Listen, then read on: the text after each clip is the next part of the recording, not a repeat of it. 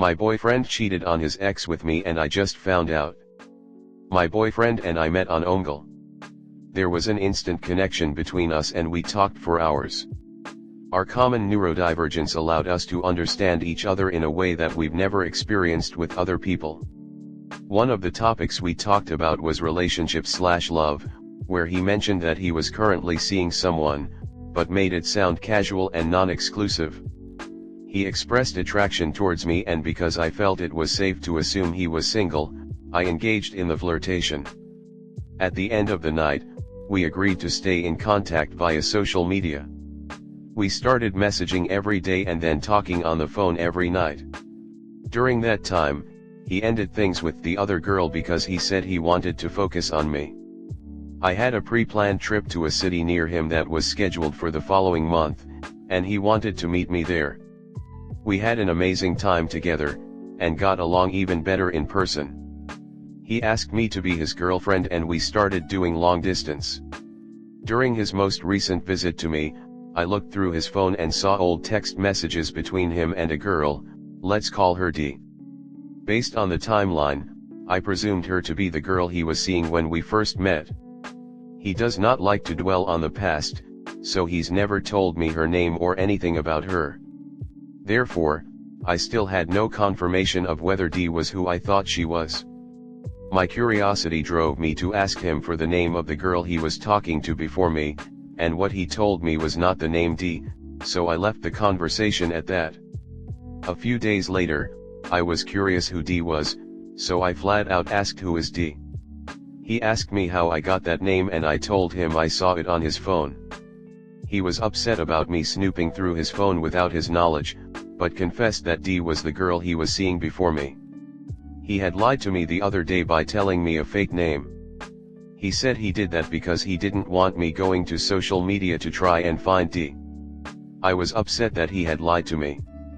I didn't really care about the subject matter of the lie, but rather the principle of lying.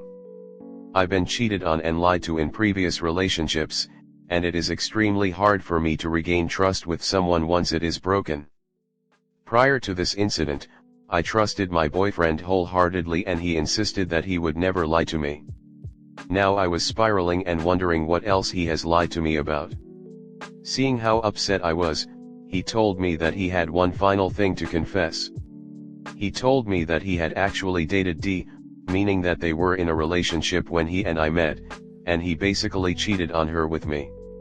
However, he said that during that time, he had already realized that D was not a good match for him and he was not speaking to her while trying to figure out how to break up with her.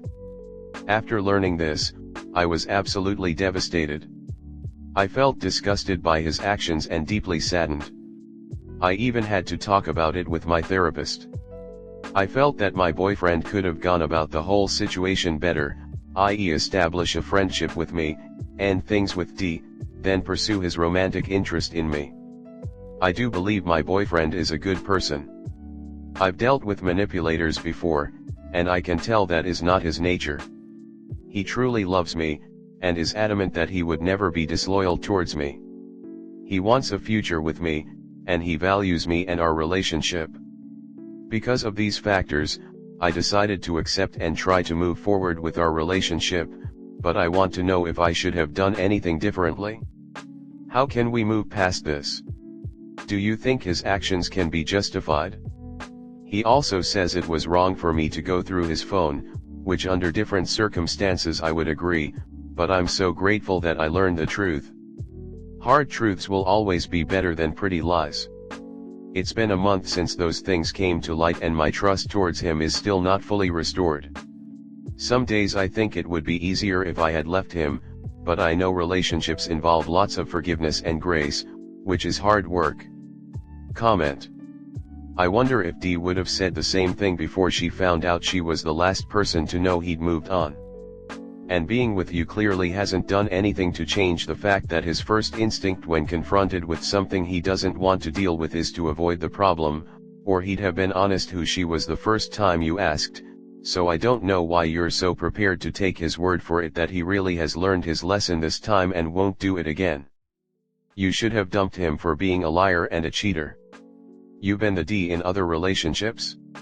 How can you just let this BS stand? You'd be a fool to ever trust him.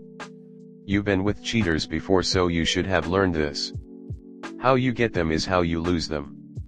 He'll cheat on you, you're not special, you're just new. No. People of integrity finish one relationship before they start a new one.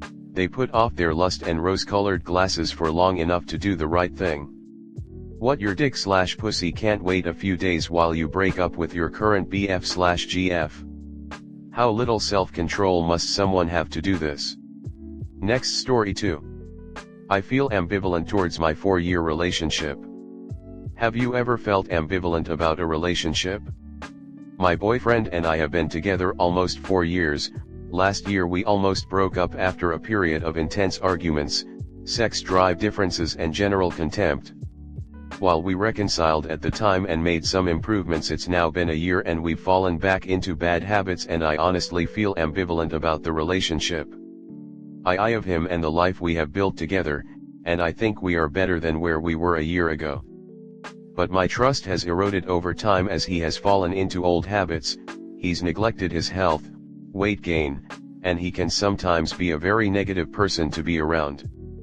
The fun and positive times I still feel in the back of my mind like I'm walking on eggshells. On the flip side, he's very happy with how things are going, at least our relationship, and is pushing for us to start looking to buy a house next year. We have couples therapy coming up and I really don't know what I should say. I want to think we can fix our issues and move forward together, but I also am losing hope that he even sees these things as issues. Yesterday when it came up I said I was looking forward to trying therapy to get an outside perspective on our relationship. He said he didn't want to go, it's probably a waste of time and he's only going because I am making him. He thinks he's going to be thrown under the bus and that I'm just going to throw all his flaws in his face. This is not my intention to just rant and complain, but I don't know what I should say. I'm not going to be happy long term the way things are right now. Comment. You've said quite a lot in your post. Not having trust that your partner will do what he says, his negativity and poor health choices, and the fact that you feel you have to be on eggshells, even at your best times, are all very valid points. Couples therapy is about being open and honest, getting it all out there so you can truly work on improving the relationship. If he's not willing to hear how you really feel, even if it's negative feelings towards him, he's not actually serious about wanting you to feel better in the relationship. Yeah, contempt and ambivalence and a lack of attraction, sounds like this has run its course. Things came to a head a year ago, and now again. If you feel you gave it an honest shot, then you should break up and move on. I left my partner of a decade because he wasn't attracted to me anymore and it became untenable. I'm a stocky dude and thrilled by it, and so are a ton of other people who aren't him. After a period of time, we became friends again. I'll always have love for him, but he's happier and I'm happier. What you don't want is the status quo to just linger for a decade until it's a toxic mess. This kinda reads like you're over it but are looking for some semblance of hope from an outside source before you just throw in the towel. My opinion is this. If you're checked out and you kinda low-key know it already, just go. Do yourself a favor. Do your partner a favor and just break up. Couples therapy sometimes is too little too late. If you're not like hell yes, I wanna be with you and I wanna fix this, then it's a lot of exhausting work that isn't really always needed and ends up in the same place. Don't stay just cause you've put 4 years in already, or feel like you owe it to him. Or see very small fragments of change. Stay only if you wanna stay. Leave if you feel like you could take it or leave it. Take him or leave him. And if buying a house together sound in any way absurd at this time to you. Next story 3. I'm anxious about seeming boring to my BF. It's the first time ever that I live in the same city as my BF. Now we see each other every weekend when before we used to see each other one in a month or every 2 months. My whole life I've been alone. I'm so used to have my leisure time for just myself and do my boring lonely people activities. We text every day, but I didn't have to think about what to do with him. Now that we see each other so much, I'm anxious about what to do with him. I don't have many ideas because I'm not used to do much with people, and I have this constant feeling of being boring and that he's going to get tired. I love films and I try to watch one a day.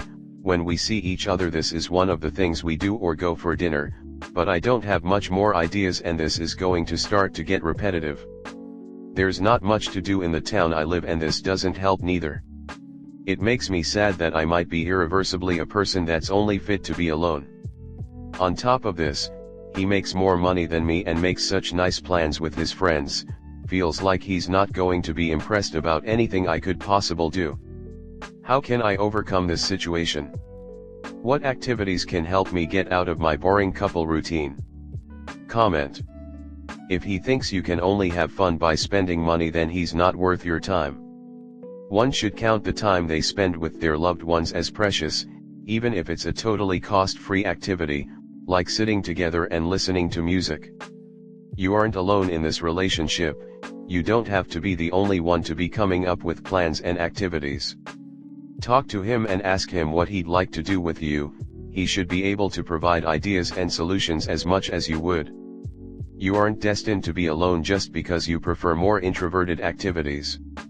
This is who you are, and your partner should respect that. If he is more extroverted, then you guys should work a way to meet in the middle. Noon should change who they are for the other. You could try simple stuff like, if you're going to watch a French movie, then also make French dinner to have a theme movie night. You could also do picnics, hikes, go swimming, or other outdoor activities if that's something you'd like. You could also do one-day trips once in a while to nearby places that offer more activities than your town. You are not boring and you deserve your me time. If you guys have a solid relationship and are into each other, it shouldn't really matter whether you're skydiving or just walking around the neighborhood together. Most couples aren't out having thrilling adventures every single weekend, but doing stuff like cooking brunch together, going for walks, running errands together, sitting in the park, and just, hanging out in more casual ways. I think it's cool you want to come up with interesting ideas, but please don't put pressure on yourself to make every single weekend action-packed. The point of meeting up is to hang out, not to be his tour guide. So, maybe check out a weird vintage store together, or bookstore, or find a local hiking trail, or go for a drive in the country, or make a picnic in the park. If you're not a person who normally enjoys wild adventurous outings all the time, it doesn't make sense to pretend to be that person for your boyfriend's sake. If it's not enjoyable to just share a meal or people watch together, if there has to be some form of entertainment or else you have nothing to say to each other, then perhaps you are not the best match for one another.